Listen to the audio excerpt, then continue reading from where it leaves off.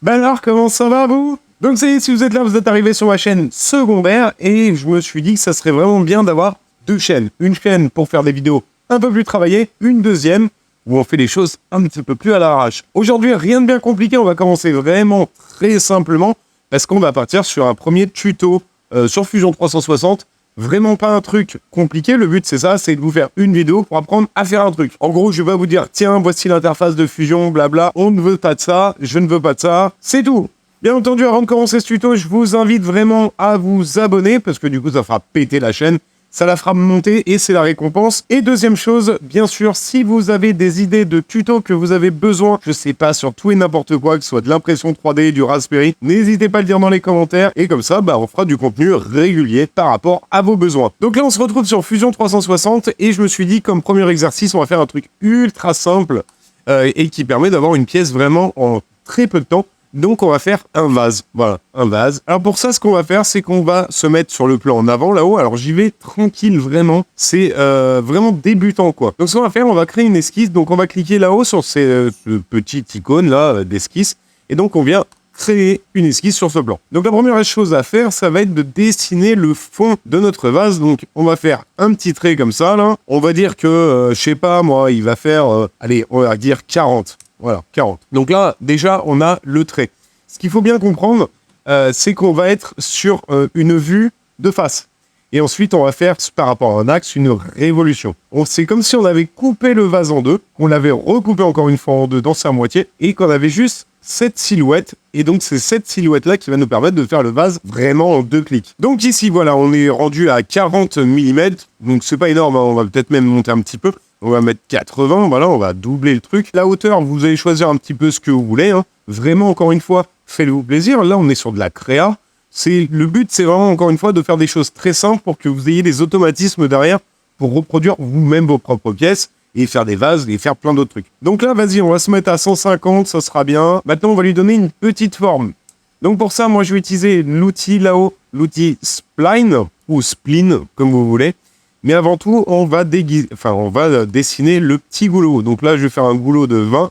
Donc le trait là, on vient choisir ici, ligne. Je vais mettre ici, on va faire un goulot de 20. Donc parce qu'il faudra qu'il y ait un trou en haut, quoi. Une fois que c'est fait, on va pouvoir lui donner les formes qu'on veut. Donc avec l'outil Spline ou Spline, comme vous voulez. Et donc là, on vient appuyer sur ce point-là.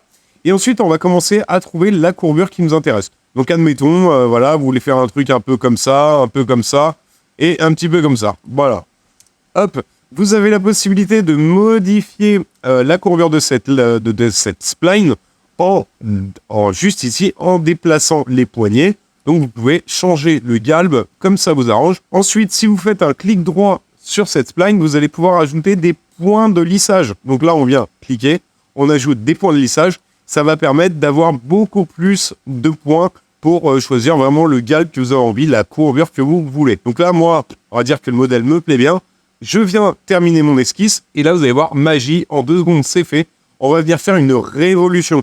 Donc la révolution, c'est ce plan-là, que vous voyez juste ici, ce plan, qu'on va faire tourner sur lui-même à 360 degrés. Enfin, plutôt sur son axe. Donc là, on arrive, on choisit l'outil révolution en haut. On clique donc sur notre tracé, donc notre contour. Donc là, on vient le sélectionner. Normalement, c'est bon. Vous le voyez en haut, hein. En haut à droite, c'est sélectionné. Et ensuite, on vient sélectionner son axe. On va choisir cet axe-là. Et donc là, on se retrouve avec un vase. Bon, c'est plus une carafe à décompter qu'un vase, mais vous avez compris le concept. Si jamais vous n'avez pas les origines, vous voyez pas les axes ou quoi, ça peut arriver. Vous allez dans Origine ici, vous pouvez les réactiver. Donc deux fois, ça peut partir. Donc c'est le petit tips en plus. Donc là, on est bon. On a notre vase. Qu'est-ce qu'on voudrait faire? Maintenant, c'est les vider. Donc pour ça, on a un outil qui est incroyable sur Fusion, qui s'appelle l'outil Coq, qui est d'ailleurs sur d'autres logiciels de modélisation. Donc là, on vient cliquer sur notre outil Coq et on vient se mettre sur la face supérieure. On dit qu'on voudrait, je sais pas, une paroi de 2 mm. On vient mettre 2 mm. Et là, c'est torché. Votre vase est prêt à être imprimé. Ensuite, il y a beaucoup de choses qu'on peut faire derrière. On peut ajouter des stries, etc. C'est ce que je vais vous faire voir juste après. Mais en tout cas, vous voyez que vraiment, en quelques secondes, déjà, on peut créer un vase, on peut créer un verre, un contenant, on peut faire ce qu'on veut. Et surtout, encore une fois, appropriez-vous ce petit tuto et ensuite, vous pourrez faire n'importe quoi chez vous. Donc là, maintenant, on va dire, admettons que j'ai envie de faire, je sais pas, des espèces d'ouvertures en forme de flamme, j'en sais rien, je me sens d'humeur créative. Donc, je vais reprendre mon outil Spline. Je vais venir peut-être par ici. Donc ça, c'est plus peut-être pour faire des bougeoirs. Alors, excusez-moi, je suis pas très bon en spline, on va essayer de se débrouiller de faire un truc un peu joli. Donc là, j'ai dessiné la première spline, j'appuie sur Entrée, voilà, donc comme ça j'ai ma spline qui reste bloquée, vous n'avez pas besoin de la refermer. Et ensuite, bah moi comme je suis un feignant, je vais faire une symétrie miroir. Donc c'est l'outil juste là, vous sélectionnez votre courbe et ensuite vous allez sélectionner votre axe. Donc si vous voulez, si vous avez du mal, vous venez chercher juste là, voilà. Et donc là, direct, bah, j'ai la forme d'une flamme entre parenthèses, pas vraiment, mais bon, vous pouvez faire quelques petites décorations. Donc là, je termine mon esquisse. Ce qu'on veut bah, maintenant, c'est faire un trou pour qu'on puisse ajourer ce vase, ce bougeoir, appelez-le comme vous voulez, au final, ça a peu d'importance. Donc ce qu'on va faire, c'est qu'on va venir faire une extrusion. Voilà, donc là, je vais dépasser, on vient faire une coupe nette. Donc là, sur le petit bandeau, vous avez sur la droite la boîte d'outils qui s'est ouverte. Vous pouvez soit joindre, soit couper, soit faire des intersections, nouveaux corps, nouveaux composants. Mais dans ce cas-là, on va faire une coupure. Voilà. Donc là, c'est coupé. Et maintenant, ce qu'on veut, c'est que ça se répète bah, tout le tour de notre vase, notre truc. Donc pour ça, c'est pas compliqué. Vous allez aller dans Créer en haut à gauche. Vous allez faire Réseau circulaire. Et cette fois-ci, en haut, dans la boîte de dialogue qui est juste là, à droite, là, vous n'allez pas choisir corps. Vous allez choisir fonction. Il y a une différence. Vous allez pouvoir faire un réseau circulaire. Donc en gros, vous allez pouvoir multiplier un objet par rapport à un axe. Ou alors, vous allez pouvoir multiplier une fonction par rapport à un axe. Et ça, c'est vraiment hyper cool comme truc. Quand on ne connaît pas, vous pouvez faire un réseau rectangulaire ou un réseau circulaire. Vous allez faire réseau circulaire. Donc là, on va choisir le réseau circulaire. Ensuite, on va se mettre donc en type d'objet fonction. On vient sélectionner la fonction qu'on avait juste en bas. Et pour l'axe, eh ben, on va se mettre là, voilà, juste là. Et maintenant, on va choisir le nombre d'itérations qu'on a envie de faire. Je sais pas, j'ai envie d'en mettre peut-être 10 pour voir ce que ça donne.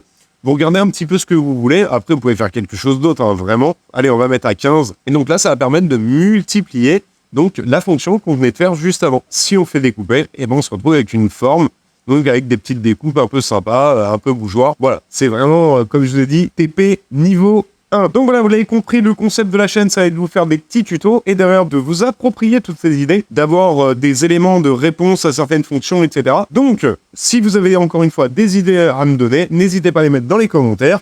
Et puis on se retrouve bientôt pour une nouvelle vidéo où je sais pas ce que je vais faire dedans. Je vous fais des gros bisous.